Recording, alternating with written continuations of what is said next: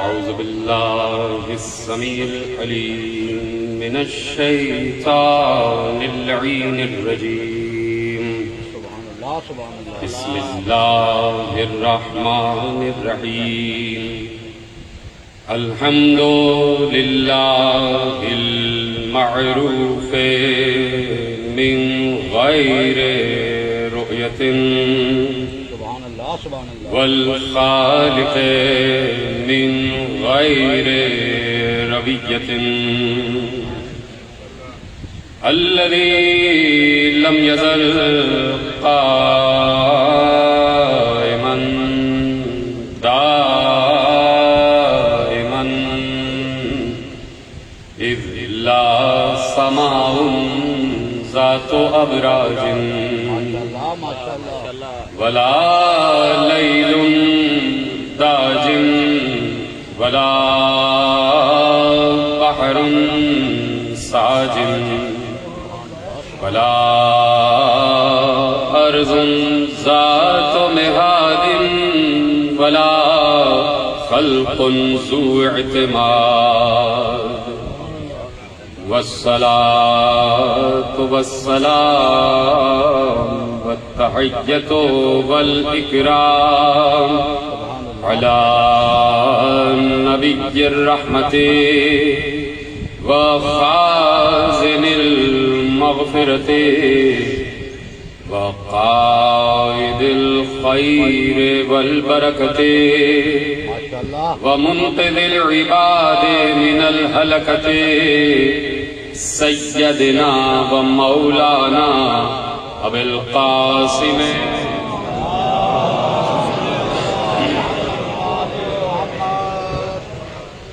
وأهل بيته الطيبين الطاهرين المعصومين المظلومين المنتخبين المنتجبين الذين أذهب الله عنهم الرجس وطهرهم تطهيرا.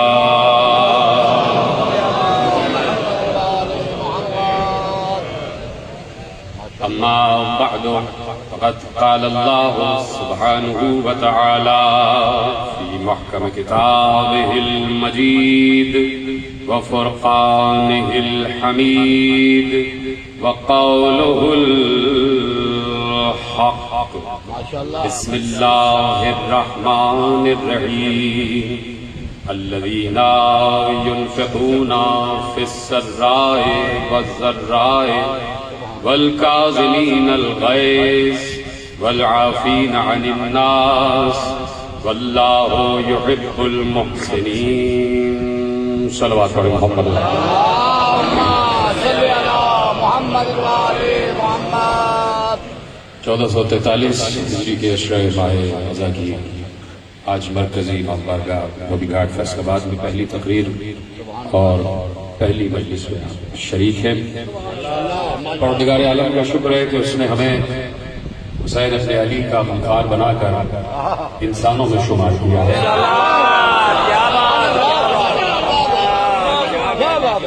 اور حسین کے غم سے دور رہنے والوں کی طرح ہمیں جانوروں میں شمار نہیں کیا.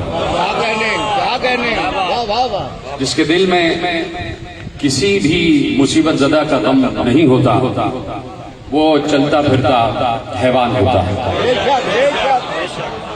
حیوان کے سامنے کوئی بڑے سے بڑا واقعہ بھی ہو جائے اس کے دل و دماغ پہ کوئی اثر نہیں ہوتا. لیکن جب انسان یہ دیکھتا ہے کہ کوئی انسان مصیبت کا شکار ہے تو اس وقت اس کا امتحان ہوتا ہے کہ اللہ یہ دکھانا چاہتا ہے کہ دیکھنے والا انسان ہے یا حیوان ہے. اس وقت اگر کہیں پر بھی جہاں پر بھی عالم انسانیت ہے اور جہاں پر بھی محرم کا چاند دیکھا جا چکا اور فرش عزا بچھا ہوا ہے تو جہاں پر بھی انسان ہے وہ فرش عزا پر ہے.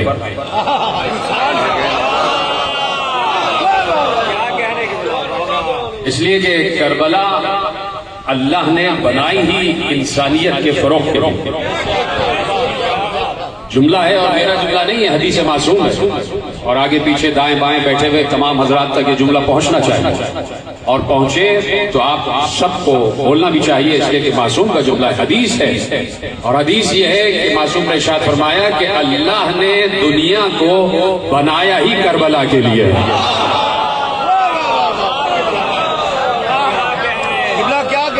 دنیا بنی ہی کربلا کے لیے، یعنی جو مرکز ہے، جو نقطہ ہے وہ کربلا، کربلا ہے تو دنیا دنیا ہے، کربلا ہے تو دنیا میں جو کچھ ہے وہ صحیح ہے۔ نہیں، جملہ اب تک نہیں پہنچا۔ اس دنیا میں اگر کہیں نماز پڑھی جا رہی ہے تو اس کا مطلب ہے کہ وہ بھی کربلا کے لیے ہے۔ اگر کوئی عمل احسن انجام دیا جا رہا ہے تو وہ کربلا سے متصل، اس لیے کہ کربلا جیتی جاگتی تفسیر ہے اس آیت کی کہ الا الذین آمنوا وعملوا الصالحات۔ ہاں، وہ خسارے میں نہیں ہیں جو کربلا والے ہیں اور جو ماتم والا عمل انجام دے رہے ہیں۔ عمل صالح ہے حسین پر گریہ کریا، سب سے بڑا احسن عمل ہے حسین پر گریہ کریا۔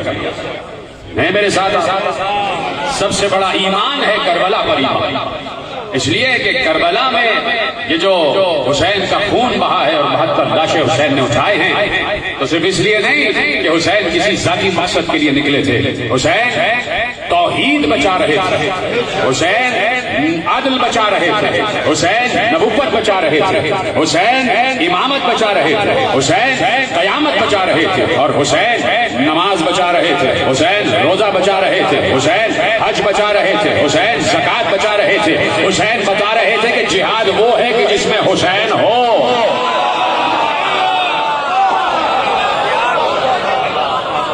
حسین کے بغیر کیسا جہاد؟ جو جہاد میں حسین سے متاثر نہیں ہے وہ جہاد نہیں، فساد کر رہا ہے۔ کربلا پورے دین کی تکمیل کا بھی باعث ہے اور دین کی حفاظت کا بھی باعث ہے۔ ایک حسین اور پورا دین حسین کے کاندھوں پر، اس لیے کہ کل یہی حسین رسول کے کاندھے پر تھا، اور آج کربلا میں پورا دین حسین کے کاندھے پر، پورا دین حسین کے کاندھے پر ہے۔ اس لیے میں نے کہا کہ جو آنکھ کربلا میں اور کربلا کے مسائل کے لیے اشباہ نہیں ہے، وہ کہے یا نہ کہے، پہچان لو کہ وہ چلتا پھرتا کوئی جانور ہے، کوئی حیوان ہے، کوئی وحشی ہے، کوئی چوپایا ہے۔ اس لیے کہ جہاں پر ایک قلب حزین ہے، ایک درد مند دل ہے، یہ کیسے ہو سکتا ہے کہ کربلا کے مسائل سنیں اور اس کے دل پر اثر نہ ہو؟ میں بار بار یہ جملہ کہتا ہوں اور میرے نوجوان دوست اسے محفوظ کریں، اور ہر سال میں سمجھتا ہوں کہ جملہ کہنا بہت ضروری ہے، اس لیے کہ انسانوں کا بالعموم اور مسلمانوں کا بالخصوص حافظہ بہت خراب ہے۔ مسلمانوں کا حافظہ بڑا خراب ہے، اس لیے کچھ باتیں انہیں بار بار یاد دلائی جاتی ہے۔ یہ رونا، غم حسین میں رونا، جملہ محفوظ کیا جائے، یہ غم حسین میں رونا انسان کو انسان برقرار رکھتا ہے۔ آج دیکھو مسلسل آپ ٹیلی ویژن پر بھی دیکھتے رہتے ہیں، کل رات دیکھ رہا تھا ٹی وی، صرف اس فیصلہ آباد ڈویژن میں جتنے کرائمز ہو رہے ہیں، پرسوں کی خبر ہے کہ یہی کہیں کسی علاقے میں ایک چھوٹی سی بچی کو، 4 برس کی بچی کو کچھ وحشی جانوروں نے اغوا کیا اور کہیں اور نہیں لے گئے، مسجد میں لے گئے۔ اب اس سے آگے میں جملہ نہیں کہہ سکتا، اس سے آگے میں جملہ نہیں کہہ سکتا، یہ آپ کے ٹی وی کی رپورٹ ہے۔ میں ایک چھوٹا سا ایک منظر نامہ آپ کے حوالے کرتا، نہیں تو مسلسل کرائمز، مسلسل بد کرداری ہے، مسلسل بد اخلاقی ہے، مسلسل دین اسلام سے دوری ہے۔ یہ ملا سر پر ٹوپی اور عمامہ سجا کر صرف اپنے آپ کو سجا رہے ہیں، سیرت و کردار نہیں سجا رہے۔ سر پر پگڑیاں باندھ کر اپنے آپ کی سرداری ثابت کی جا رہی ہے، کیوں نہیں؟ خلاف آواز اٹھتی، محرم کا چاند طلوع ہوتا ہے تو عزاداری پر فتوے آ جاتے ہیں۔ کہاں گئے یہ سارے ملا کہ جہاں 3 دن پہلے کی خبر ہے کہ 4 سال کی بچی کو اللہ کے گھر میں لے گئے اور کیا کیا یہ بتانے کی ضرورت نہیں ہے۔ کہاں گئے سارے ملا؟ انگریز سارے مولوی کیوں نہیں فتویٰ اٹھتا ہے اور کیوں نہیں ان وحشی جانوروں کے خلاف آواز اٹھاتا ہے؟ کربلا یہی ہے، کربلا اس ظلم کے خلاف آواز اٹھانے کا نام ہے کربلا، جرأت اظہار حق کا نام ہے کربلا، انسان کی انسانیت کو جگانے کا نام ہے کربلا، انسان کو وحشت سے جنون سے عقل و خرد کی طرف لانے کا نام ہے کربلا۔ تو اگر جملہ یہ ہے، اگر یہ وحشی جانور جنہیں ملاؤں نے مجلس عزا سے دور رکھا ہوا ہے، اگر یہ وحشی جانور مجلس عزا کے فرش پر آ کر بیٹھتے اور عباس کے کٹے ہوئے شانوں پر روتے تو کسی کے شانے نہ کاٹتے؟ یہ وحشی جانور، یہ اغوا کرنے والے، یہ چور، یہ ڈکیت، یہ ڈاکو، اگر ملا انہیں فرش عزا سے دور نہ رکھتے اور کہتے کہ فرش عزا پر آ کر بیٹھو، یہ کسی مسافر کو راستے میں کبھی لوٹتے نہیں۔ جو عباس کے کٹے ہوئے شانوں پر گریا کرتا ہے وہ کسی کے بازو نہیں کاٹتا، جو کسی کڑیل جوان کے زخمی جگر پر گریا کرتا ہے وہ کسی جوان کا خون نہیں بہاتا، جو علی اصغر کے زخمی گلے پر روتا ہے وہ کسی ماں کی گود نہیں چاٹتا، جو 4 برس کی سکینہ کے زخمی رخسار پر گریا کرتا ہے وہ ہر بچی کو اپنی بچی سمجھتا ہے۔ یہ نقصان کیا ملا نے فرش عزا سے دور رکھنے پر، یہ نقصان کیا پوری ملت مسلمہ کا اور امت مسلمہ کا نقصان کیا مولویوں نے عزاداری کے خلاف فتویٰ لگا کر کہ پوری دنیا کو، پورے معاشرے کو بد کردار بنا۔ یہاں فرش عزا سے اٹھا ہوا کوئی شخص کسی کا قتل نہیں کرتا، کوئی کسی کے بازو نہیں کاٹتا، کوئی کسی بچے پر تشدد نہیں کرتا، اس لیے کہ کربلا کا رونے والا جانتا ہے یہ پوری امت محمد کی امت ہے، یہ جتنے انسان ہیں کلمہ کو، یہ رسول کے کلمہ کو، یہ سب اللہ کے بنائے ہوئے ہیں، اور کسی شخص کو یہ اجازت بھی نہیں دی گئی دین اسلام کی طرف سے یا دین توحید کی طرف سے کہ وہ نہ کسی کو قتل کرے، نہ کسی پر کے املاک پر قبضہ کرے، نہ کسی کے مال پر ڈاکہ ڈالے، نہ کسی کو نقصان پہنچائے، اس لیے کہ ایک دوسرے کا مال دوسرے کے لیے امانت کی نگاہوں سے دیکھا جاتا ہے۔ یہ ہے کربلا، اس لیے میں نے کہا کہ گریہ کرنا بہت ضروری ہے۔ جو وقت ہے نا اس وقت خود بخود دل چاہتا ہے کہ کسی مظلوم پر رویا جائے۔ یہ عجیب وقت ہے، جو فجر کے بعد کی ساعتیں عجیب ساعتیں، انہی ساعتوں میں 3 شعبان کو حسین بھی آسمانوں سے زمین کی طرف آئے تھے، بڑی خوشی تھی، بہت خوشی تھی رسول کے گھر میں، بہت رسول کا چہرہ سرخ تھا، رسول خوشی کا اظہار کر رہے تھے، کبھی حسین رسول کی گود میں، کبھی علی کی گود میں، کبھی زہرا کی گود میں، خوش ہے پورا گھرانہ، خوش ہے پورا گھرانہ۔ کیا اللہ کو یہ بات اچھی نہیں لگ رہی تھی نعوذ باللہ کہ رسول خوش ہے؟ اچھی لگ رہی تھی نا، بات تو صحیح ہے نا کہ رسول میرا محبوب، میرے محبوب کے چہرے پر خوشی کے آثار ہے، تو قدرت بھی خوش ہے، قدرت بھی مسکرا رہی ہے۔ لیکن یہیں سے قدرت نے ایک پیغام دیا کہ اصل دین اور اصل دنیا بنائی کس کے لیے گئی ہے، اس دنیا کا مقصد کیا ہے۔ ایک بار ایسے ہی رسول خوش تھے، جبرائیل نازل ہوئے اور نازل ہونے کے بعد کہا اے اللہ کے رسول، بات تحفہ درود و سلام، اللہ یہ کہہ رہا ہے یہ جو نواسا تمہاری گود میں اس وقت ہے یہ کربلا کی زمین پر 3 دن کا بھوکا پیاسا شہید کیا جائے۔ تو اللہ نے اس وقت رسول کی آنکھوں سے آنسو بہا کر یہ بتا دیا کہ دنیا بنائی ہی کربلا کے لیے گئی ہے، دنیا بنائی ہی حسین کے لیے گئی ہے۔ مجھے بتاؤ آپ کی آنکھیں بھیگ رہی ہیں، پہلی مجلس ہے تو پہلی مجلس کا آغاز ہی مصائب سے کیا جاتا ہے۔ 2 جملے آپ کے حوالے کرنا چاہتا ہوں۔ مجھے بتاؤ کہ جس وقت رسول کی آنکھوں میں آنسو آ گئے ہوں گے، کیا بیٹی کی آنکھیں خشک ہو گئی؟ کیا زہرا روئی نہیں ہوں گی؟ بابا کے چہرے کی طرف دیکھ کر دیکھا بابا آپ رو رہے ہیں، بابا آپ کے چہرے پر آنسو کی قطار، بابا سبب کیا ہے؟ اب مجھے بتاؤ، ایک باپ کہ جس کے لیے بیٹی رحمت ہے اور ایک وہ باپ جو عالمین کے لیے رحمت ہے، اس کی بیٹی اس کے لیے رحمت ہو، وہ کیسے اپنی بیٹی کو بتائے کہ ابھی چند لمحے ہوئے ہیں تیرے بیٹے کو اس دنیا میں آئے ہوئے، کیسے خبر دیتے حسین جی؟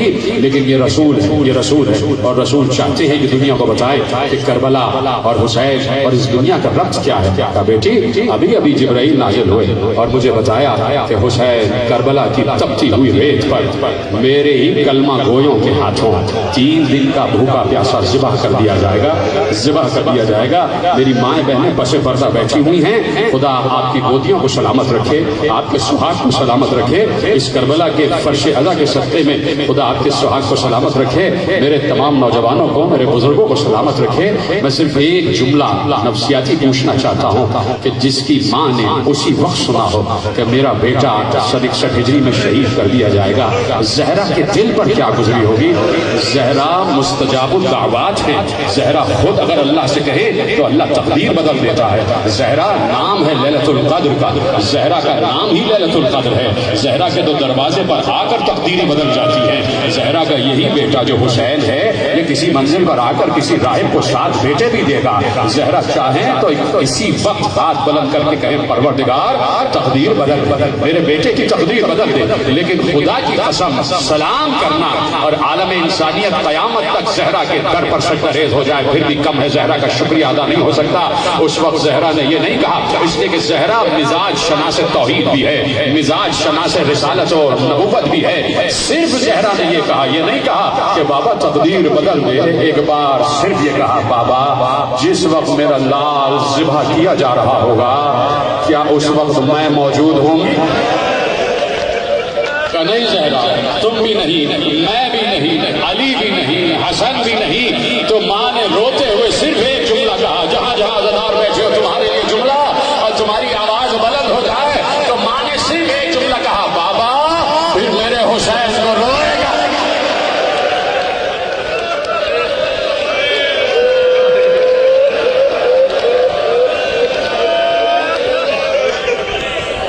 اجر کو بدل، آپ کو کوئی غم نہ دے سوا غم حسین۔ یہ ہے کربلا، یہ ہے دنیا جس کے لیے زہرا نے اسی وقت ایجنڈا دے دیا، زہرا نے اسی وقت لاہ عمل بتا دیا۔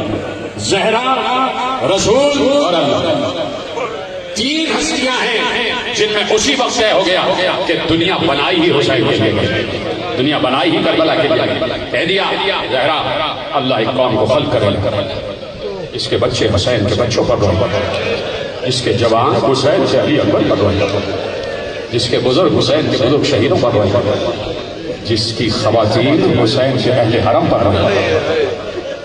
وہی قوم ہے آپ آ گئے، فرش ادا پر بیٹھ گئے۔ میں نہ اس قابل ہوں کہ تمہیں دعا دے سکوں، نہ اس قابل کے شکریہ۔ جس بیوی کے بلاوے پر تم آئے ہو، اس بیوی کا آخری بیٹا آج بھی پردہ غیب میں یہاں پر بھی موجود ہے۔ میرے وقت کا امام یہاں موجود ہے، ایک ایک روتی ہوئی آنکھ کو دیکھ رہا۔ اب تم اپنے لیے دعا نہ کرنا، اب وہ تمہارے لیے دعا کر رہا ہے۔ فرش اعضا پر بیٹھ گئے، خدا تمہیں کوئی غم نہ دے سوا غم حسین، خدا تمہارے رزق میں اضافہ کرے کہ اولاد نہیں ہے پروردگار اولاد عطا فرمائے، ان کے پاس روزگار نہیں ہے پروردگار روزگار عطا فرمائے، جن کے پاس روزگار ہے ان کے روزگار میں مزید وسعت عطا فرمائے، جن کو تجارت اور کاروبار کر رہے ہیں پروردگار ان کی تجارت اور کاروبار میں ترقی دے، میری ماں بہنوں کے پردوں کو پروردگار سلامت رکھے، جس نے مجھ سے دعا کے لیے کہا پروردگار سب کی دعاؤں کو قبول کرے، بانیان فرش اعضا کی توفیقات میں اضافہ ہو۔ سب سے بڑی دعا یہی ہے کہ پروردگار تیرے حبیب کے محبوب حسین کے فرش اعضا پر آ کر بیٹھ گئے ہیں، اور ہر بیماری سے محفوظ رکھ، ہر وبا سے محفوظ رکھ، خصوصاً یہ دنیا نے جو اس وبا چھوڑی ہوئی ہے پروردگار اس وبا سے ہمیں محفوظ رکھ۔ تو پروردگار یہ فرش اعضا پر بیٹھے ہوئے جتنے بھی لوگ ہیں یہ سب حسین کا تذکرہ سننے کے وسیلے سے تیرا ذکر سننے آئے ہیں، تیرا ذکر سننے آئے ہیں، تو پروردگار ان کو عباس کے علم کے سائے میں رکھنا، ان کو زہرا کی چادر کے سائے میں رکھنا۔ سننے آئے ہیں یہ حبیب کا تذکرہ، سننے آئے ہیں یہ حسین کا تذکرہ، حسین کا تذکرہ، حق کا تذکرہ۔ گفتگو شروع ہو چکی ہے، حسین کا تذکرہ، حق کا تذکرہ، اس سے کسی کو انکار نہیں ہے کہ جہاں پر حسین ہے وہی حق ہے میرے ساتھ، جہاں پر حسین ہے وہی حق ہے، اس لیے کہ حسین کسی اور کا بیٹا نہیں ہے، حسین اس کا بیٹا ہے کہ رسول نے بھری ہوئی مسجد نبوی میں اصحاب کی آنکھوں سے آنکھیں ملا کر کہا تھا کہ العلی مع الحق والحق مع علی، علی حق کے ساتھ ہے اور حق علی کے ساتھ ہے. تو جس علی کے ساتھ حق ہے اسی علی کا بیٹا ہے حسین. اب جدھر جدھر علی جائیں گے ادھر ادھر حق جائے گا. تو اب یہ وراثت حق کی گئی ہے حسین کی طرف. جدھر جدھر حسین ادھر ادھر حق. اگر آج حسین دھوبی گھاٹ کے اس فرش ادا پر ہے تو یہیں پر حق بھی ہے, یہیں پر حق بھی ہے. تو ازل سے حق اور باطل ٹکراتے رہے. میرے ساتھ گفتگو شروع ہو چکی ہے اور اب میں موضوع کا اعلان کرنے جا رہا ہوں. ازل سے حق اور باطل ٹکراتے رہے. امیر المومنین حضرت علی ابن ابی طالب علیہ الصلوۃ والسلام سے بلند آواز سے صلوات پڑھیں محمد و آل محمد. پوچھا گیا علی بیٹھے ممبر سلونی پر اور سوال پر سوال علی جواب پر جواب دے رہے ہیں. تو وہیں پر کسی نے کھڑے ہو کے علی سے سوال کیا ہے, علی یا ابو الحسن, اے امیر المومنین, اے امام المتقین, اے سید المرسلین, اے قائد الغر المحجلین, سوال پوچھنا چاہتا ہوں. علی نے کہا ہاں پوچھو, سوال پوچھو. کہ یا علی یہ بتائیے کہ انسان کتنا خود مختار ہے اور کتنا مجبور. کتنا خود مختار اور کتنا مجبور. کتنا مختار کتنا مجبور.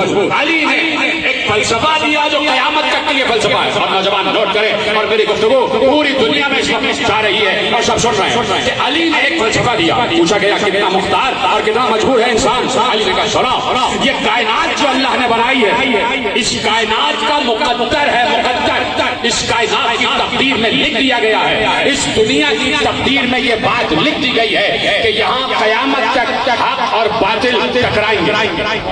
حق اور باطل نوٹ کریں جملوں کو. علی نے کہا اس دنیا کا مقدر ہے کہ یہاں قیامت تک حق اور باطل ٹکراتے رہیں گے. حق اور باطل کا مارکا رہے گا, حق بھی رہے گا باطل بھی رہے گا. کہا کہ تم اس دنیا میں بھیج دیے گئے تو اب تم مجبور ہو کہ تمہیں چاہتے ہوئے یا نہ چاہتے ہوئے اس حق اور باطل کی جنگ کا حصہ بننا پڑے گا. سوال کیا ہے, انسان کتنا مجبور ہے اور کتنا خود مختار ہے. علی نے کہا قیامت تک اس دنیا میں حق اور باطل کی جنگ رہے گی. تم اس دنیا میں بھیجے گئے, آئے, پیدا ہوئے, یہ مجبوری ہے تمہاری کہ چاہو یا نہ چاہو تمہیں اس حق اور باطل کی جنگ کا حصہ بننا ہوگا. رکھتا ہوں میں جملہ. جتنے حضرات یہاں بیٹھے ہوئے ہیں اور جہاں جہاں میری گفتگو اس وقت ایک پر سنی جا رہی ہے, سب جواب دیں کہ چاہے اس دنیا کا کوئی بھی بر اعظم, چاہے مشرق ہو چاہے مغرب, چاہے عیسائیت ہو چاہے یہودیت, چاہے ستارہ پرستی ہو چاہے شجر پرستی ہو, چاہے آفتاب پرستی ہو چاہے مہتاب پرستی ہو, چاہے بت پرستی ہو چاہے توحید پرستی ہو, چاہے خود پرستی ہو چاہے خدا پرستی ہو, جہاں پر بھی انسان آباد ہے ہر انسان اپنی اپنی جگہ حق اور باطل کی جنگ کا حصہ ہے یا نہیں. عیسائی بھی ہے, یہودی بھی ہے, خود پرست بھی ہے اور اسلام والا بھی ہے. عیسائی اپنے کو حق پر سمجھ رہا ہے. جی جناب سلامت رہے, میرے ساتھ آ جائے. عیسائی اپنے کو حق پر سمجھ رہا ہے اور جو اس کا مخالف ہے اسے باطل پر سمجھ رہا ہے. اس لیے وہاں پر بھی حق اور باطل کا ٹکراؤ ہے.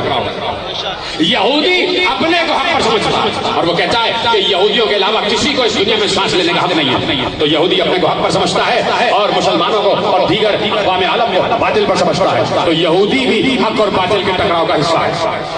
جو بت پرست ہے وہ اپنی بت پرستی کو حق سمجھتا ہے. بت پرست اپنی بت پرستی کو حق سمجھتا ہے اور جو غیر بت پرست ہے انہیں باطل سمجھتا ہے. اگر ایسا نہ ہوتا تو آج انڈیا اور پاکستان میں اتحاد ہو چکا ہوتا. ہندو آپ کو نہیں مان رہا, کہتا نہیں بت پرستی حق ہے اور اس کے خلاف جو ہے وہ باطل ہے. تو بت پرست بھی حق اور باطل کی جنگ کا حصہ ہے. اور پھر کلمہ گو اب تو سمجھتے ہی ہے کہ ہم حق پر ہیں اور جو توحید پرست نہیں ہے وہ باطل پر. تو مسلمان بھی حق اور باطل کا حصہ ہے. تو بات سمجھ میں آئی. پہلا حصہ علی کی گفتگو کا کہ تم مجبور ہو اس دنیا میں آ گئے, چاہو یا نہ چاہو. سلامت رہے. یہ پیچھے والے چاہو یا نہ چاہو تمہیں اس حق اور باطل کی جنگ کا حصہ بننا پڑے گا. کہا یہ مجبوری ہے اور اختیار یہ ہے کہ چاہو تو حق کے ساتھ ہو جاؤ, چاہو تو باطل کے ساتھ ہو جاؤ. یہ آپ کا حق ہے. اتنی فکری تقریر میں صرف فیصلہ باد کے اس مجموعے میں چھیڑتا ہوں، اور مجھے آپ کی سماعتوں پر اعتبار ہے کہ آپ ایک ایک جملہ سمجھ رہے ہیں اور مجھے بتاتے جائیے، آخری آپ کی طرف، چاہے آپ بولیں نہ بولیں لیکن آپ کے اٹھتے ہوئے ہاتھ بتائیں گے کہ میری گفتگو آپ تک پہنچ رہی ہے۔ تو حق اور باطل کا ٹکراؤ ہوتا رہے گا، ازل سے حق اور باطل ٹکرائیں گے۔ علی نے کہا مجبوری یہ ہے کہ چاہو یا نہ چاہو حق اور باطل کی جنگ کا حصہ بننا پڑے گا، چاہے گھر میں ہی کیوں نہ بیٹھے ہو، گھر میں ہی کیوں نہ بیٹھے، کم از کم دل سے تو حق کو حق اور باطل کو باطل سمجھتے ہو۔ اور اختیار یہ ہے کہ اللہ تمہارے کان پکڑ کے تمہیں حق کی طرف نہیں لے جاتا، اختیار ہے، عقل دے دی تو اختیار دے دیا، یہ حق ہے یہ باطل ہے، چاہو تو باطل کے ساتھ ہو جاؤ چاہو تو حق کے ساتھ ہو جاؤ، یہ ہے مجبوری، یہ ہے اختیار۔ تو ازل سے ابد تک حق اور باطل ٹکرائیں گے، جہاں سے کائنات شروع ہوئی، جہاں سے انسانیت شروع ہوئی، جہاں سے تخلیق بشر کا سلسلہ شروع ہوا، اب ایک بات میرا ساتھ دیں گے تو آگے بڑھے گی گفتگو، بہت محدود دائرے وقت میں گفتگو کو کامل کرنا ہے، میرے ساتھ آپ دیتے جائیں گے اور فکری تقریر آپ کے حوالے، اور بیچ میں یہ ایک دم میں موضوع کا اعلان کرنے والا ہوں، میری طرف متوجہ رہیے گا۔ جہاں سے تخلیق بشر کا آغاز ہوا، جہاں سے ابتدائے بشر ہے حضرت آدم علیہ السلام، آدم کون ہے؟ حق، تو جو آدم کے مقابل آ جائے وہ باطل ہوگا۔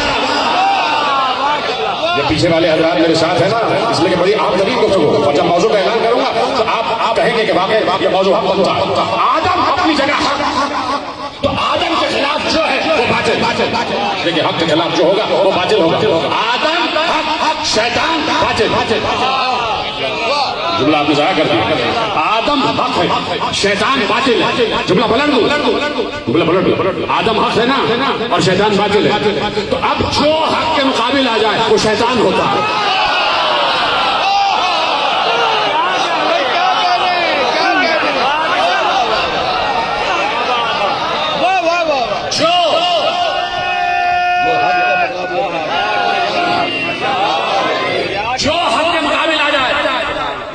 وہ شیطان ہوتا ہے، باطل شیطان، ہر دور میں شیطان باطل رہا ہے اور باطل شیطان رہا ہے، اور ایسا ہوا نہیں ہے کہ اللہ نے حق کی پہچان نہ کروائی، اللہ بڑا میں نے کہا تھا، ایسا ہوا نہیں کہ اللہ نے حق کی پہچان نہ کروائی۔ ارے اس وقت تو کوئی خطا کار انسان تھا ہی نہیں، انسان کو مشکل ہوتی ہے نا حق کو پہچاننے میں، اس وقت تو سارے کے سارے معصوم ملائکہ تھے، اللہ نے ان معصوم ملائکہ تک تو بتایا کہ آدم حق ہے، تو کیا خطا کار انسانوں کو نہیں بتائے گا کہ علی حق ہے؟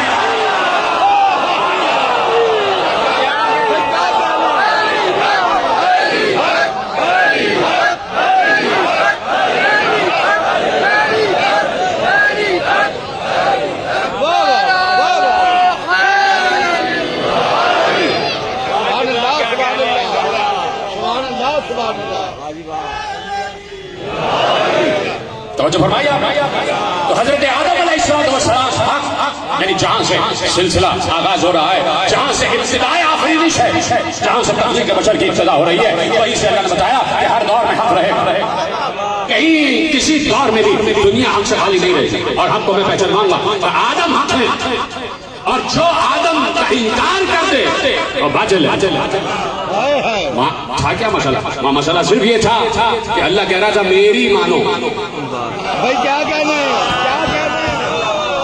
اللہ کہہ رہا تھا میرا حکم مانو، اللہ جس چیز کو عبادت کہے گا وہی عبادت ہوگی، آپ کی طرف سے عبادت نہیں بنائی جائے گی، جس چیز کو اللہ عبادت کہے گا وہ عبادت ہوگی، اصل عبادت ہے حکم خدا کی اطاعت، جو اللہ کہے وہ مانو۔ اللہ ہر دور میں لائق سجدہ ہے، کسی وقت بھی اللہ ایسا نہیں ہے کہ وہ معبود نہ ہو، ہر وقت، ہر لمحہ، ہر لہجہ، ہر ساعت، ہر نفس اللہ معبود، ہر وقت وہ لائق سجدہ، کسی وقت بھی اس کے غیر کو سجدہ نہیں ہو سکتا، لیکن جب وہی کہہ دے اس وقت مجھے نہیں آدم کو سجدہ کر،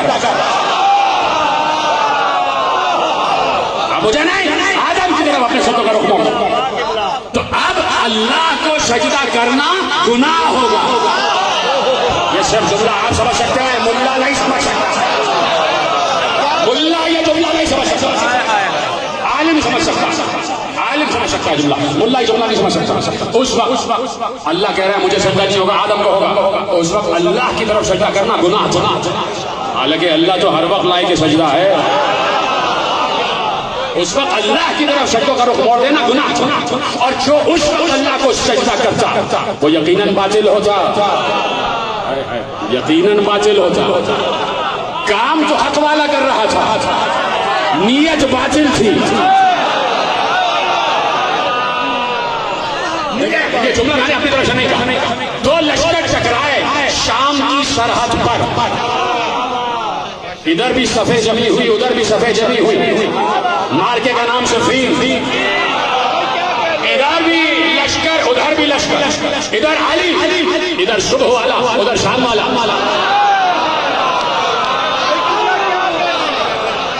اور ادھر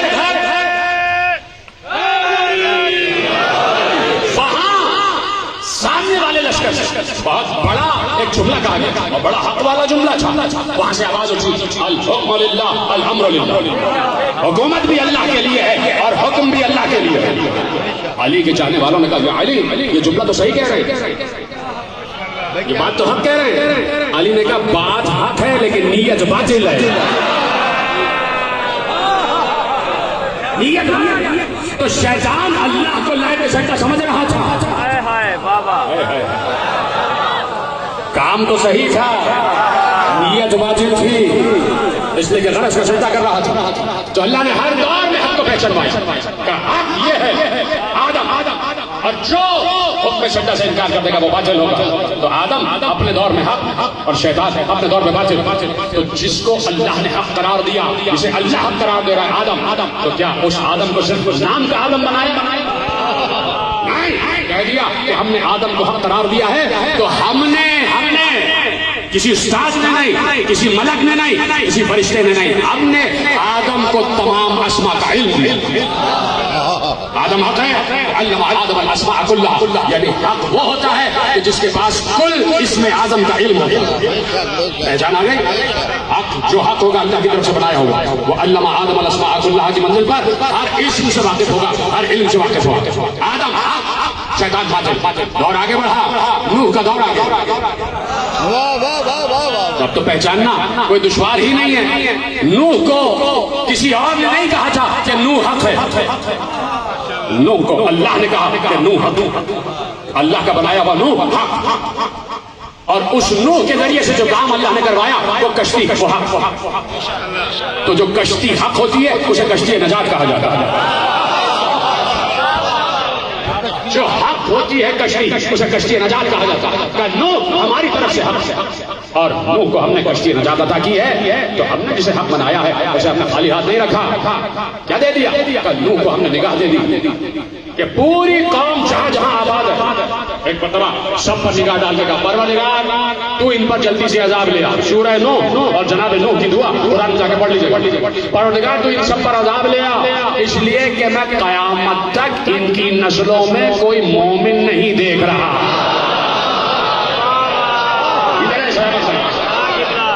میں قیامت تک ان کی نسلوں میں کوئی مومن نہیں دیکھ رہا، یعنی اللہ نے نوح کی نگاہ کو میزان حق قرار دے دیا کہ آدمی سامنے بیٹھا ہوا ہے تو سامنے کے آدمی کی بات کرو نا، اس کی قیامت تک کی نسلیں تو ابھی آئی ہی نہیں ہیں۔ اس کا مطلب ہے کہ جس کو اللہ حق کہتا ہے اسے نگاہ حق دیتا ہے، نگاہ حق دیتا ہے۔ میں نے جملہ اردو میں کہا تو آپ خاموش ہو گئے، جسے اللہ حق کہتا ہے اللہ اسی کو عین اللہ بھی کہتا ہے۔ اتنے سلامت رہے آپ۔ تو نوح اپنے دور میں عین اللہ، اپنے دور میں عین اللہ، اس لیے کہ نوح کی نگاہ قیامت تک آنے والی نسلوں کو دیکھ رہی تھی کہ پروردگار ان میں سوائے فاجر اور کافروں کے کوئی نہیں آنے والا۔ کیوں نوح تم نے کیسے دیکھ لیا؟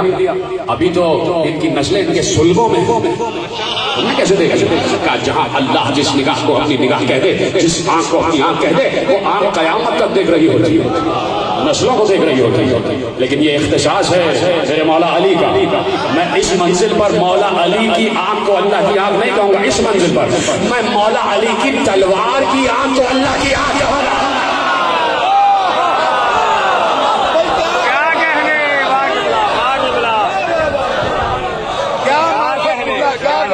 جو نسلوں کو دیکھ کر چلتی ہے،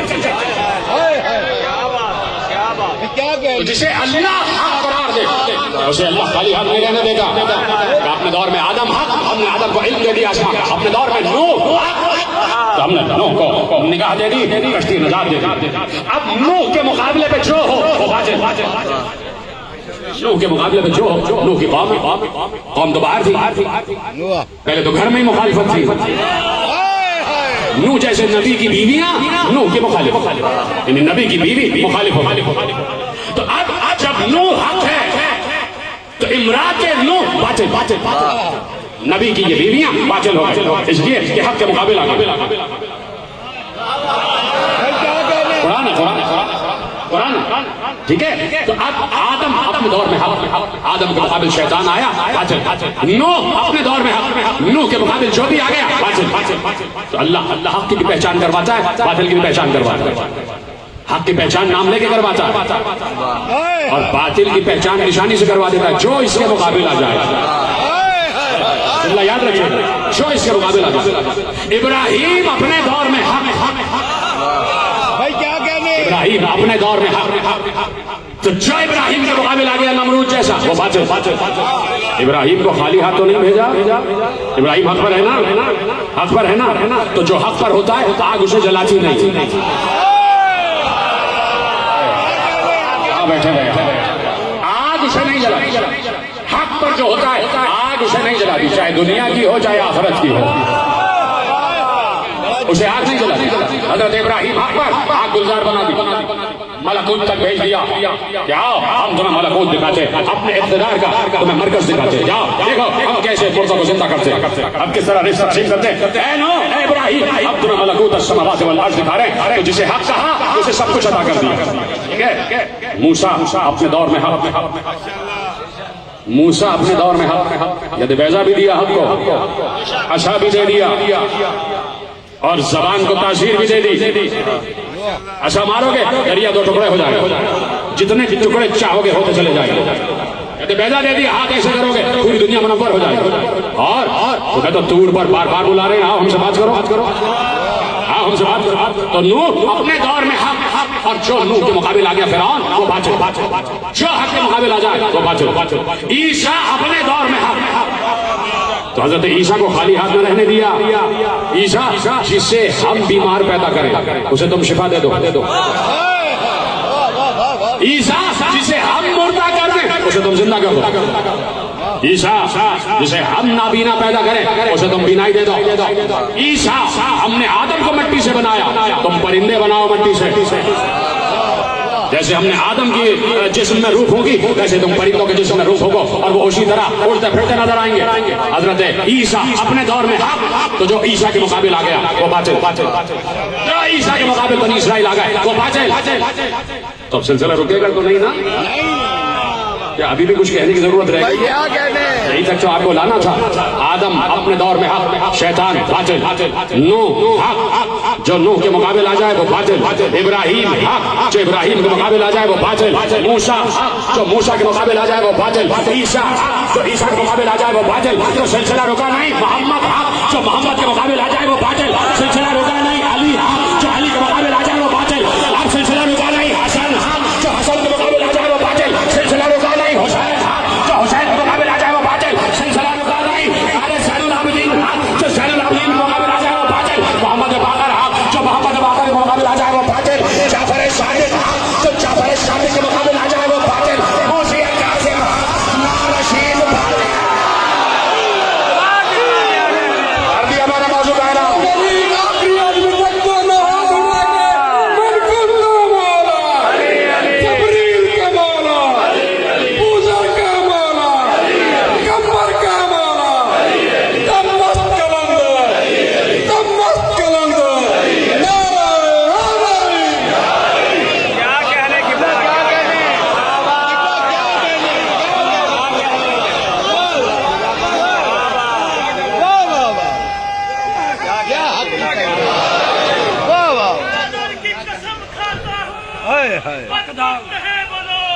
سبحان اللہ، سبحان اللہ کی قسم کھاتا ہوں، بدبخت ہے وہ لوگ آذان بلا سن کے بھی جاگا نہیں کرتے۔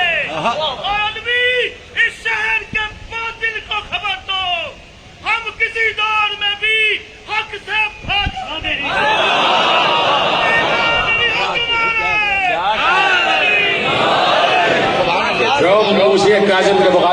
بات ہے چاہے رشید ہو اسے اللہ نارشید کر دیتا. یہی میرا موضوع ہے کہ عصمت و اوصاف امام موسی کاظم علیہ الصلوۃ والسلام. اللہ تعالیٰ سے دعا پڑھے محمد والے. ہم بتائیں گے کسی ملا کو کہ ہم کیا ہے.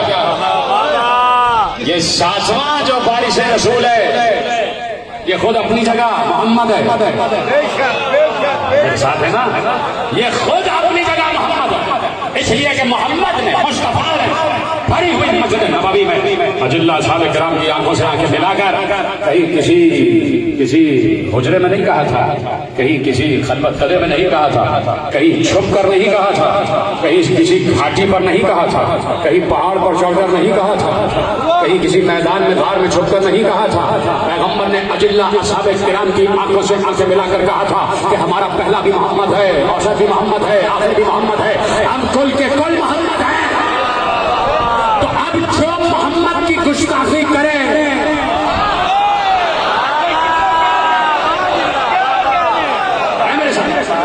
جو محمد کی گستاخی کرے صلی اللہ علیہ وسلم, جو مصطفیٰ کی گستاخی کرے وہ اپنے دور کا باطل ہے, وہ اپنے دور کا شیطان ہے, وہ اپنے دور کا ابو جہل ہے. ابو جہل. اور اگر کوئی ساتھ میں بارش رسول کی گستاخی کر رہا ہے تو چاند پر تھوکنے سے چاند کا کچھ نہیں بگڑتا.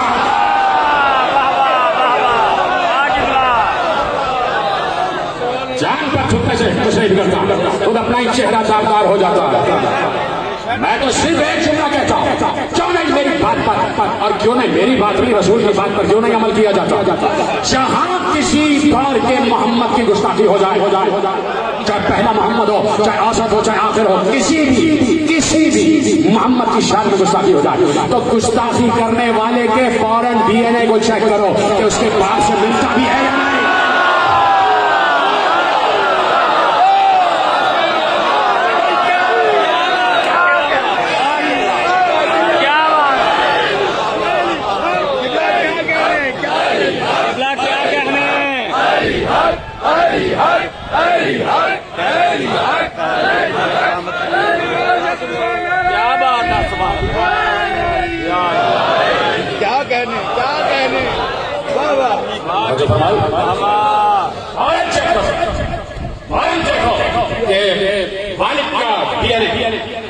بیٹے کے ڈی این اے سے مل رہا ہے یا نہیں. یہ چیزیں تو آپ چیک کرواتے ہیں نا, کہ کسی کی اگر زیادتی ہو گئی تو فوراً ڈی این اے چیک کرا, لاہور بھیجا جاتا ہے, ڈی این اے چیک کرو, جب ڈی این اے میچ کر جاتا ہے تو مجرم قرار پاتا ہے. وہاں ڈی این اے میچ کر جائے تو مجرم, یہاں ڈس میچ کر جائے تو مجرم.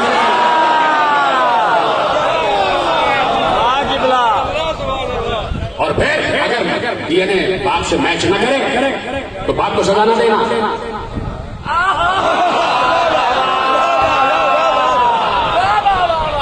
تو سزا سمجھ گئے. اور جو فرماتے ہیں یہاں مسئلہ یہ نہیں ہے کہ کس کی گستاخی ہوئی اور کس کی شان بیان کی گئی. یہاں مسئلہ یہ ہے کہ ہر انسان اپنا شجرہ پہچان پا رہا ہے. کوئی شان بیان کر کے بتا رہا ہے کہ ہم اعلیٰ نسب ہیں, کوئی گستاخی کر کے بتا رہا ہے کہ ہم کل بھی بد نسب تھے آج بھی ہیں.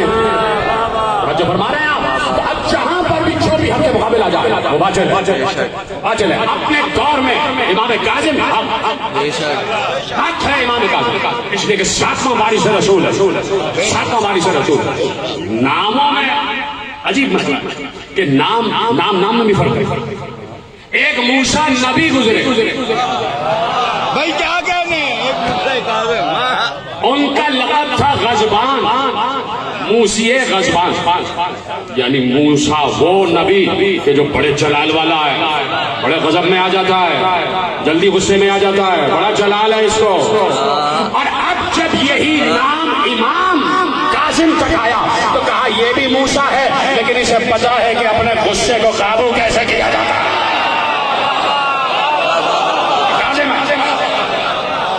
یہ موسی کاظم, اور نبی ہے موسیٰ, امام موسیٰ. آیا کہ نام یقیناً اللہ کا رکھا ہوا نام موسیٰ, وہ بھی قابل قدر, یہ بھی قابل قدر. وہاں موسیٰ کا وزیر قابل قدر ہارون, البتہ ناموں کے پھیر میں نہ جانا کہ کوئی ہارون سمجھ کے اپنا نام ہارون رکھ لے. کہاں بیٹھے آپ؟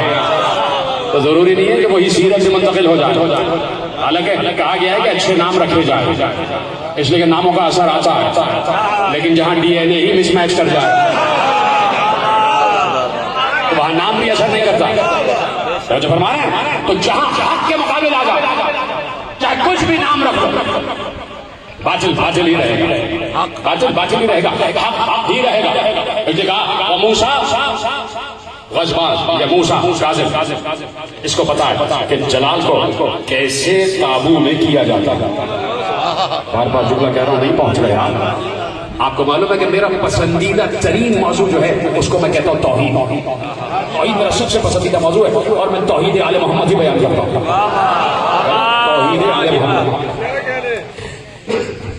فرعون، نمرود، شداد، چلیے شیطان سے لے کے اور یہاں تک، شیطان سے لے کے یہاں تک سب انسان اللہ کے بنائے ہوئے نا، سب اسی کی مخلوق ہے.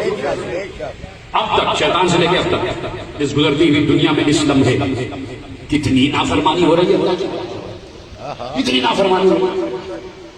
قتل ہو رہا ہے، غارت گری ہو رہی ہے، ڈاکہ ڈالا جا رہا ہے، ڈکیتی ہو رہی ہے، چوری ہو رہی ہے، باغات پہ قبضہ ہو رہا ہے، یہ ہو رہا ہے، وہ ہو رہا ہے، سب کچھ ہو رہا ہے.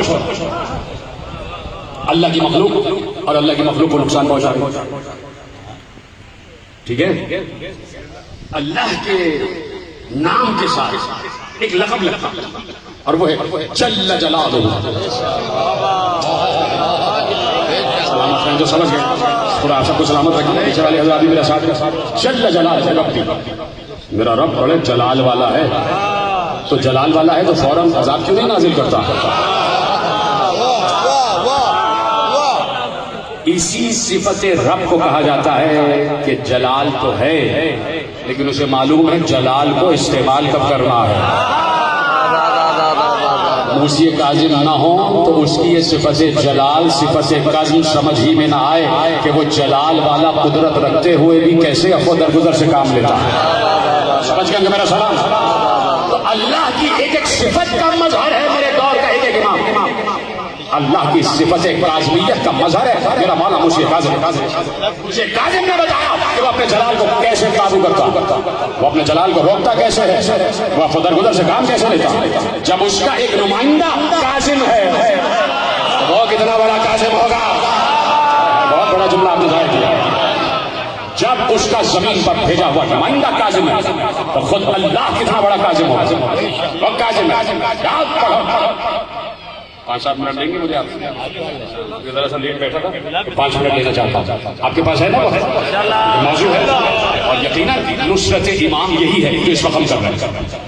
اس گستاخ کو بتانا ہے کہ تو اپنا کام کر کے اپنا شجرہ بیان کر گیا.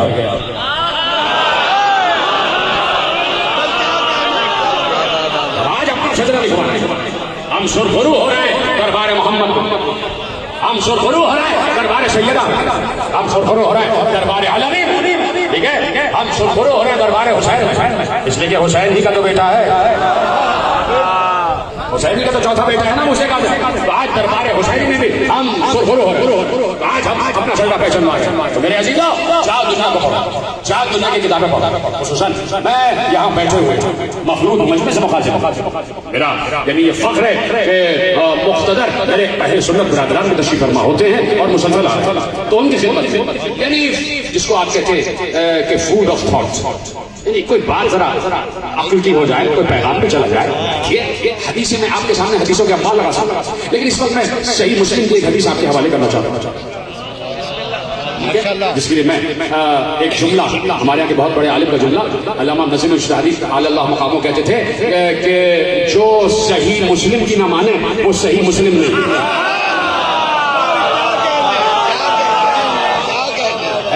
جو صحیح مسلم کی نہ مانے وہ صحیح مسلم نہیں.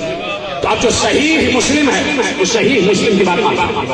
پیغمبر نے ارشاد فرمایا، امام مسلم نے لکھا کہ پیغمبر نے اصحاب کے مجمع کو مخاطب کر کے کہا کہ سنا من اطاعنی فقد اطاع اللہ.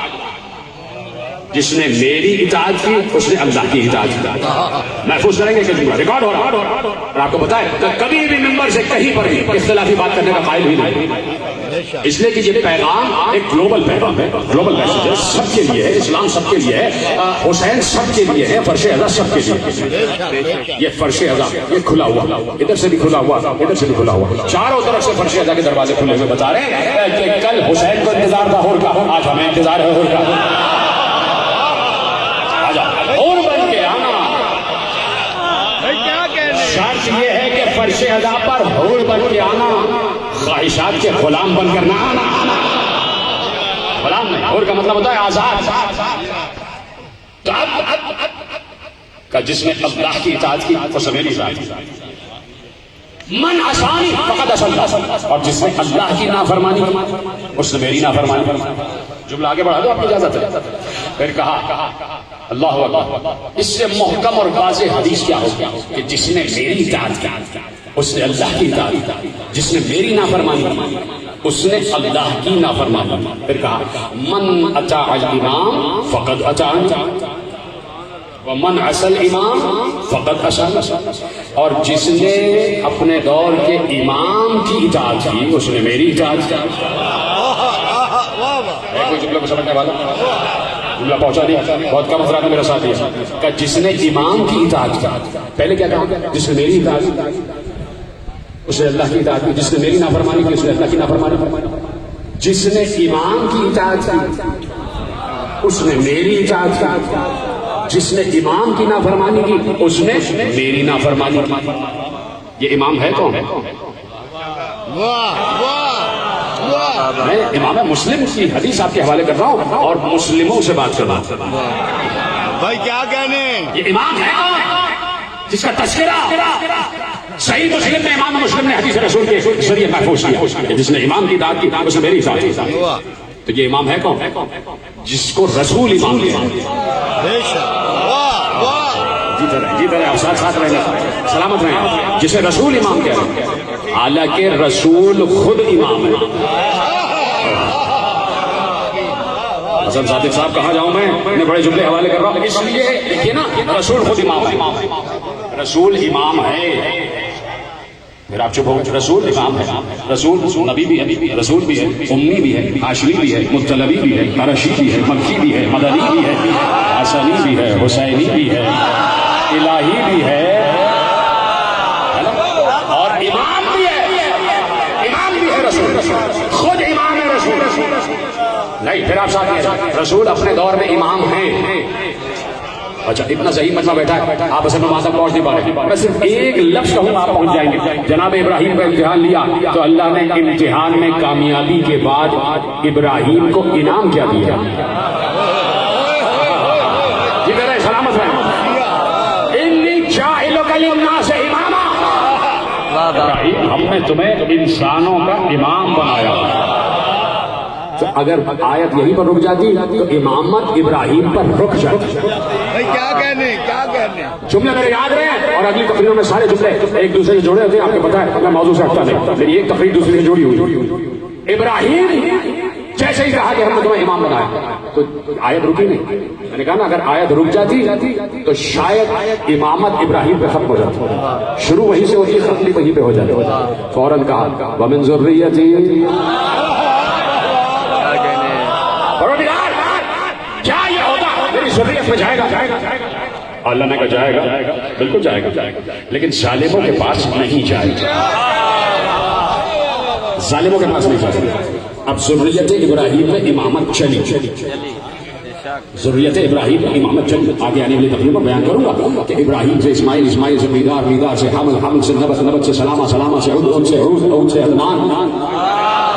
جانبو سے روکا ہے, چلو پڑھ دوں ابھی, لیکن روکا ہے دوسری چیز تقریر کے لیے اپنے موضوع سے متصل ہو کر. ٹھیک ہے, تو اب ذریت ابراہیم میں امامت جا رہی ہے. اب جہاں پر ذریت ابراہیم ہے وہاں امامت تلاش کرو, لیکن شرط کے ساتھ کہ امامت وہی جائے گی جہاں ظلم نہ ہو. امامت وہی جائے گی جہاں ظلم نہ ہو. جہاں ظلم ہوگا وہاں امامت نہیں, جہاں امامت ہوگی وہاں ظلم نہیں. تو اب اب مجھ سے نہ پوچھنا، کسی ملا سے نہ پوچھنا، کسی پڑوسی سے نہ پوچھنا کہ ظلم کی تعریف کیا ہے. وہ کہے گا کسی کے باپ پہ قبضہ کرنا ظلم ٹھیک ہے، ڈاکہ ڈالنا ظلم یہ بھی ٹھیک ہے، چوری کرنا ظلم یہ بھی ٹھیک ہے، تماچا مارنا ظلم ٹھیک ہے، یتیموں کے مال پہ قبضہ کرنا ظلم یہ بھی ٹھیک ہے، سب ٹھیک ہے. لیکن اصل تشریح ظلم اللہ سے پوچھی جائے گی. پروردگار تو بتا کہ ظلم کیا ہے. تیار ہے سننے کے لیے؟ آپ مل کے پوچھتے اللہ سے پروردگار تو نے کہہ دیا کہ ظالموں میں امامت نہیں جائے گی، تو اب ذرا تو یہ بتا دے کہ ظلم کیا ہے تاکہ ظالم بھی سمجھ میں آ جائے. تو اللہ نے قدرت نے لبے قدرت مسکراہٹ لاتے ہوئے کہا کیا تم نے دیکھو آیت پہنچ جائے تو میرا دل نہ توڑ دینا، صرف آیت ہی سے تم پہنچ جاؤ کہ میں کہنا کیا چاہ رہا ہوں. ہم نے کیا پوچھا پروردگار سے بارگاہ قدرت میں سجدہ ریز ہو کر سر تسلیم خم کر کے ہم نے پوچھا کہ پروردگار تو بتا دے کہ ظلم کیا ہے. اس لیے کہ تو جو تعریف ظلم کی بتائے گا اس سے ہٹ کے کوئی اور تعریف نہیں ہوگی. قدرت نے لبے قدرت پر مسکراہٹ لاتے ہوئے کہا کیا تم نے سورہ لقمان نہیں پڑھا کہ ان الشرک لظلم عظیم، شرک سب سے بڑا ظلم ہے. تو اب جہاں شرک ہوگا وہاں امامت نہیں آئے گا.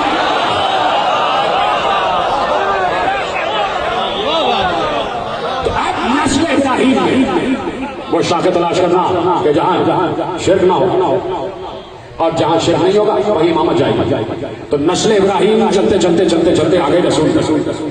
تو رسول اپنے دور کا امام ہے نا، یہی تک جو آنا تھا. رسول اپنے دور کا امام ہے. وہ رسول ختم ہو رہی ہے بات، جو اپنے دور کا امام ہے وہ کہہ رہا ہے کہ جس نے امام کی اطاعت کی اس نے میری اطاعت کی. بھائی جب کہہ دیا تھا کہ میری اطاعت کی اس نے اللہ کی اطاعت کی، تو آپ کی اطاعت میں امام بھی تو شامل ہے. کیا کہنے؟ اس کا مطلب ہے کہ رسول اب بتائیں گے. کیا بتائیں گے؟ کہ اگر میں کہہ دیتا کہ میری اطاعت کی اور یہیں پر حدیث ختم ہو جاتی، کاش کے جملہ پہنچ جاتا. اگر میں یہ کہتا کہ میری اطاعت کی اور حدیث یہیں پر ختم ہو جاتی، آپ کی زیادت کا امتحان ہے میرے ساتھ. سلامت رہا.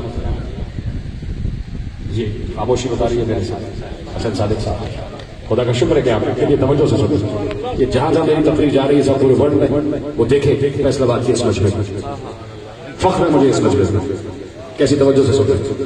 ٹھیک ہے. ایسے ہی لکھا تھا گیبلز نے The Rise and Fall of Roman Empire میں اس نے جملہ لکھا مجھے یاد آ گیا.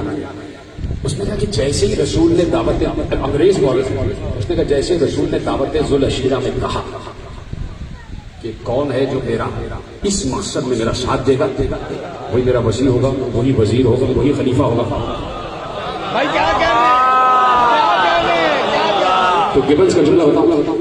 اس نے لکھا A profound silence came upon whole assembly. اس نے کہا پورے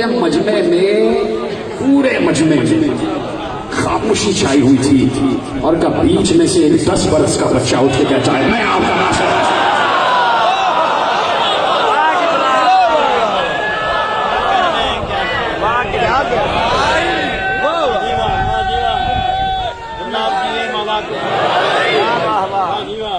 ایک سائلنس تھا، خاموشی پورے مجمع میں خاموشی چھائی ہوئی.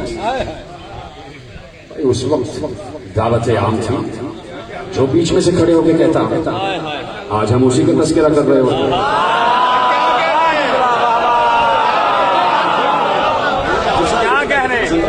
اسی کا ذکر ہو رہا ہوتا. تو آپ سن رہے ہیں. خدا آپ کی باتوں کو سلامت رکھے. تو رسول میں نے کہا نا ذہانت کا امتحان. اگر رسول صرف یہ کہہ کے حدیث ختم کر دیتے کہ جس نے میری اطاعت کی، رسول امام ہے نا، تو امام اپنے لیے بھی کہہ رہا ہے جس نے میری اطاعت کی اس نے اللہ کی اطاعت کی. حدیث یہاں ختم ہو جاتی تو اس کا مطلب ہے کہ ختم نبوت پر صرف نبوت ہی ختم نہ ہوتی بلکہ امامت بھی ختم ہو جاتی. کیا بات ہے. واہ واہ واہ واہ واہ. پھر غدیر کی ضرورت بھی نہ پڑتی. لیکن رسول نے حدیث میں یہ کہہ کر کہ جس نے میری اطاعت کی اس نے اللہ کی اطاعت کی اور جس نے امام کی اطاعت کی اس نے میری اطاعت کی، بتا دیا کہ مجھ پر نبوت ختم ہو جائے گی، امامت ختم نہیں ہوگی. جاتے جاتے اگر کسی کو کاندھے پہ بلند کر کے من کن تو مولا کہہ دوں تو یہی وہ امام ہے کہ جس نے اس کی اطاعت کی اس نے میری اطاعت کی.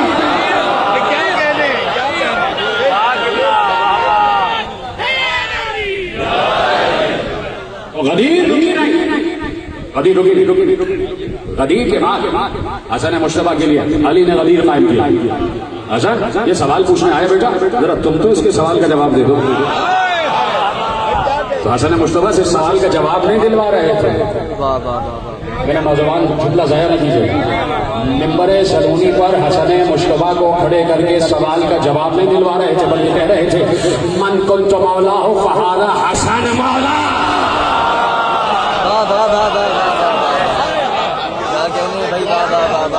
حسن مشتبہ کے لیے غدیر قائم کر.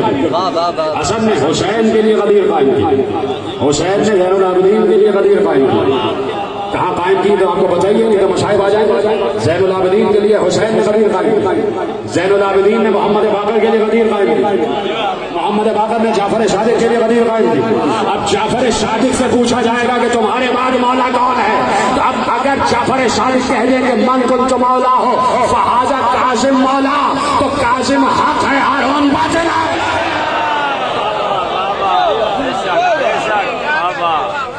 اپنے دور کا جائز جب لیا جائے گا جائز دور میں ہو, جائز دور. تو اس لیے میں نے کہا کہ جرأت اظہار حق ہونی چاہیے. حق بیان کرنے سے کوئی کسی کو نہیں روک سکتا.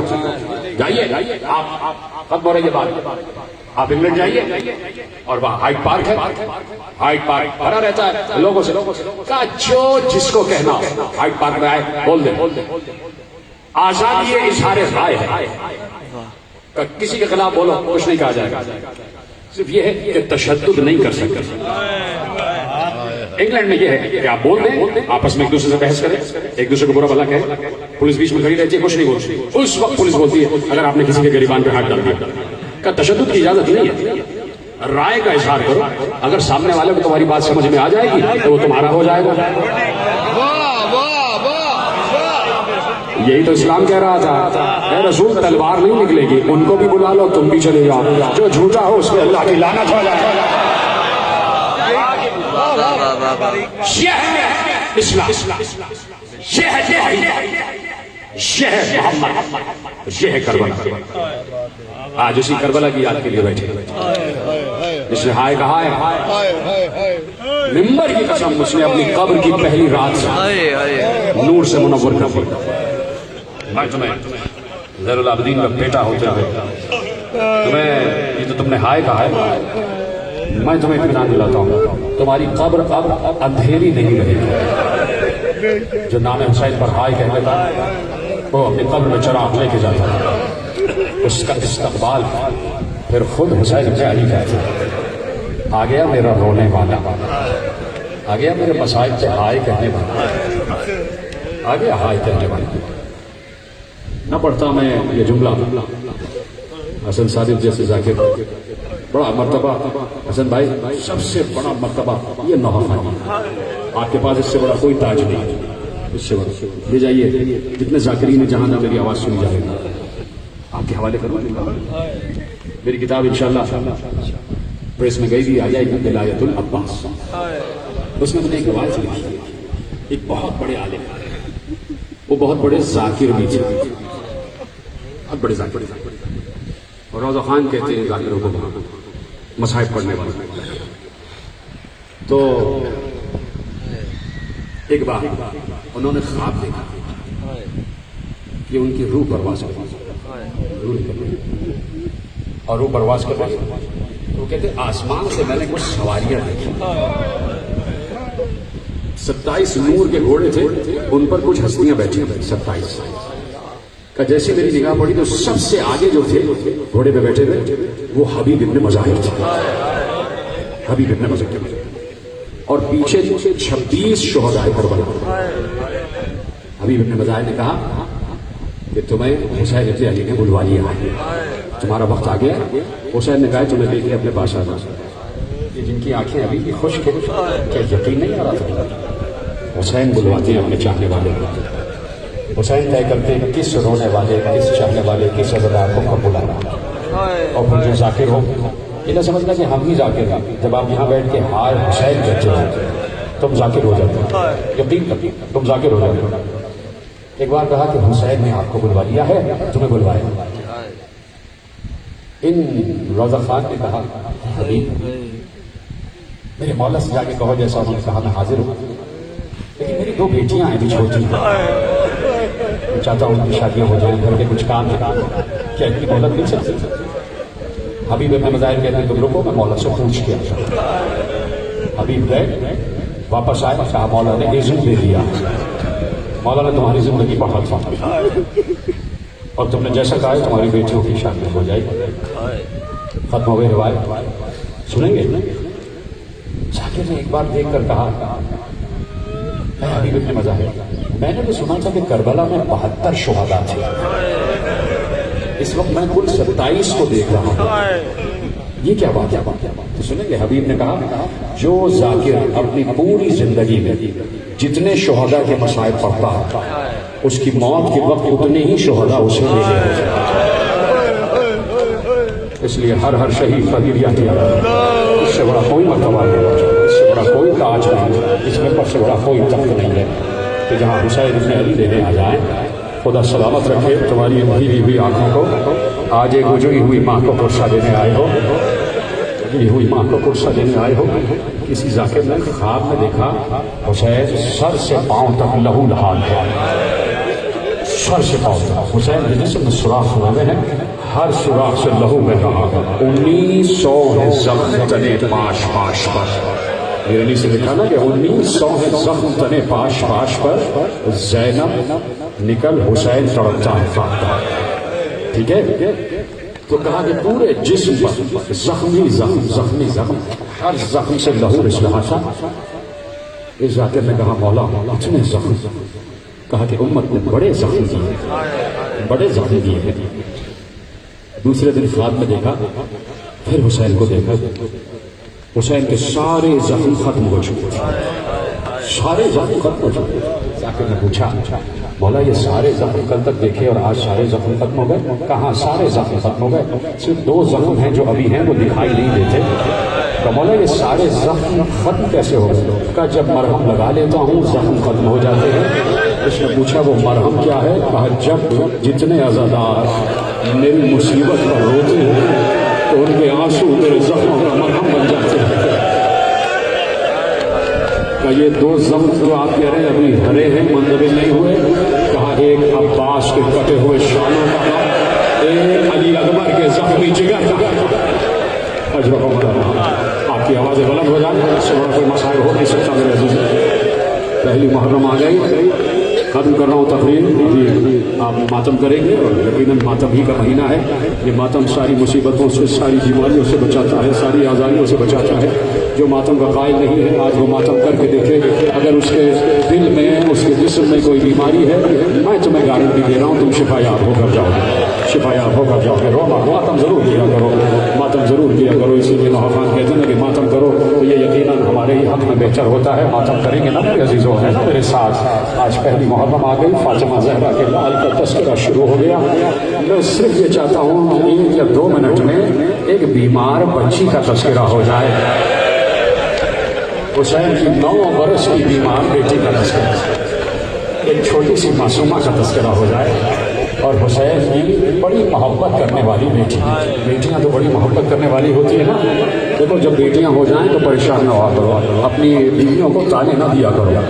جو ساس اور بہو کے جھگڑے ہوتے ہیں ان ساسوں سے بھی کہتا ہوں کہ بیٹیاں بڑی رحمت ہوتی ہیں۔ میں خود بہت سے لوگوں کو جاتا ہوں، میری خود دعا رہی کہ مولا مجھے بیٹی دے، اس کی بیٹی مجھے عطا کی۔ بہت سے لوگوں کو دیکھا انہوں نے صرف بیٹیاں ہی مانگی، انہوں نے مانگی ہی بیٹی، اور اللہ نے بیٹیاں ہی دی۔ ذرا بیٹیوں سے محبت کر کے تو دیکھو، ذرا بیٹیوں کو سینے سے لگا کر تو دیکھو، رحمت آتی ہے۔ رحمت کا حساب نہیں ہوتا، نعمت کا حساب ہوتا ہے۔ اور ایک وہ بیٹی کہ جس سے حسین محبت کرتے ہیں، اس سے حسین محبت کرتے ہوئے، ایک کو تو ساتھ لے گئے تھے نا 4 برس کی چھوٹی معصومہ، ایک کو چھوڑ دیا مدینے میں۔ مجھے بتاؤ کیا گزری ہوگی فاطمہ زہرا پر؟ کسی کے 6 بچے ہوں، 3 بچوں کو کچھ دے اور 3 کو کچھ نہ دے، تو جنہیں نہیں دیا انہیں صبر آ جاتا ہے کہ باقی 2 کو بھی نہیں دیا۔ لیکن اگر 5 کو سب دے دے اور 1 کو کچھ نہ دے تو جو 1 ہوتا ہے نا اس سے بڑا غم ہوتا ہے، بڑا صدمہ ہوتا ہے۔ حسین نے فہرست میں سب کا نام لکھوا دیا، زہرا کا نام نہ لکھوایا، सुगरा का नाम न लिखवाया। तो अब मैं पूछना चाहता हूँ क्या गुजरी होगी छोटी बच्ची का, क्या गुजरी होगी अली अकबर की चहेती बहन पर, क्या गुजरी होगी। बस काफिला जा रहा है, काफिला जा रहा है, आखिरी जुमले और तुमने गिरिया कर लिया है और खुदा तुम्हारे इन आंसुओं को रुमाल ज़हरा में जगह अता फरमा दे। काफिला जाने के लिए तैयार हुआ। हुसैन इब्न अली ने एक एक बीबी से कहा जाओ सुगरा को आखिरी सलाम करके बाहर आ जाना।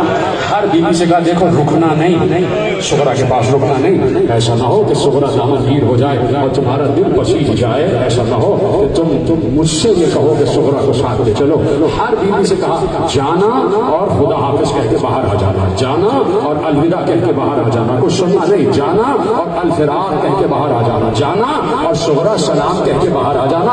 एक एक बीबी आती सुगरा खुदा हाफिज, सुगरा खुदा हाफिज। क्या सुन रहे हैं? अगर हाथों में दम है तो सीने पे रख लो, मैं ये नहीं कहता तुम्हारे सीने पर, सिर्फ ऐसे ऐसे ऐसा ऐसा ऐसा कहते रहो। सब बीवियों ने कहा सुगरा खुदा हाफिज, सुगरा खुदा हाफिज, सुगरा खुदा हाफिज। आखिर में अली की बड़ी बेटी दाखिल हुई, अली की बड़ी बेटी बड़ी शहजादी दाखिल हुई, सुगरा के खैमे में दाखिल हुई। अब ये वो बीबी है, शाम वाली बीबी वो बीबी है कि दुनिया जाती है बाबुल हवाइज अब्बास के दरवाजे पर, अली के दरवाजे पर, लेकिन दुनिया की जितनी खवातीन हैं वो बड़ी शहजादी के दरवाजे पर, वो बिन्ते अली के दरवाजे पर। कि ये वो दरवाजा है शाम वाली बीबी का कि यहाँ से किसी खातून की दुआ कभी रद्द नहीं होती। और जैसे ही सुगरा ने देखा मेरी बड़ी फूफी आ गई है, फूफी ने सलाम दिया, सुगरा खुदा हाफिज। सुगरा तेजी से आगे बढ़ी, फूफी का हाथ पकड़ के कहा फूफी अम्मा बाबा मुझे नहीं ले जा रहे, बाबा मुझे छोड़ कर जा रहे हैं, फूफी अम्मा मुझे साथ ले चलिए, फूफी अम्मा मुझे साथ ले चलिए, फूफी अम्मा बाबा से कहे मुझे साथ ले चले, फूफी मेरी सिफारिश कर दीजिए, फूफी मेरी सिफारिश कर दीजिए, फूफी मैं यहाँ तनहा कैसे रहूंगी। और एक फूफी मैं इत्मीनान दिलाती हूँ, अगर सवारियों में जगह नहीं बची है तो जहाँ कलीजे बैठी हुई है वहाँ सुगरा को बिठा दिया जाए, मुझे कलीजों की अमारियों में बिठा दिया जाए। आप जुमला सुनोगे? एक बार सुगरा ने कहा फूफी अम्मा इसलिए जिद कर रही हूँ, मुझे पता है आप जाकर वापस आ जाएंगी, मेरा बाबा वापस नहीं आए।